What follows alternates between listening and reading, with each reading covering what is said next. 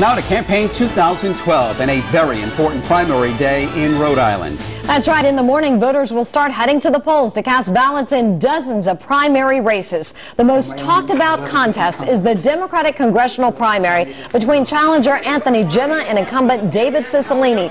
Both were doing some last-minute campaigning tonight. Eyewitness News reporter Catherine Sotnick is live in our studio now with a preview. Well, yes, we caught up with both Congressman Cicilline and challenger Anthony Gemma tonight, each trying to get those last-minute votes that could tip the election in their favor.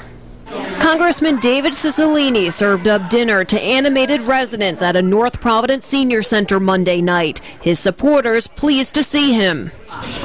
David tonight gave some very good points that we all know we need for the future and keeping our country strong. While a city away in Pawtucket, Democratic challenger Anthony Gemma worked the phones at his campaign headquarters. Both congressional candidates pushing for those last-minute votes.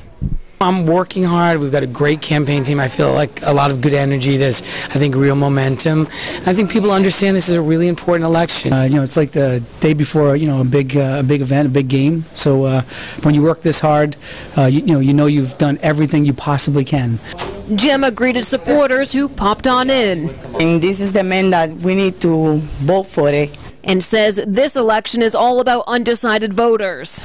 These undecideds, if they come out and they vote, we're going to be victorious. Meanwhile, earlier in the day, Cicilline spent more time at senior centers with former Rhode Island Congressman Patrick Kennedy by his side. If re-elected, this will be Cicilline's second term to Congress. What makes this time around different than last time around?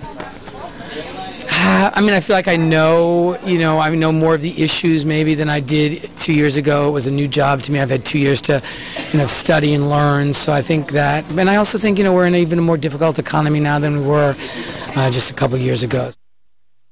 And Cicilline and Gemma's names won't be the only ones on the ballot tomorrow. Chris Young, is also running for the 1st Congressional District seat for a third time. I'm Catherine Sotnick, Eyewitness News.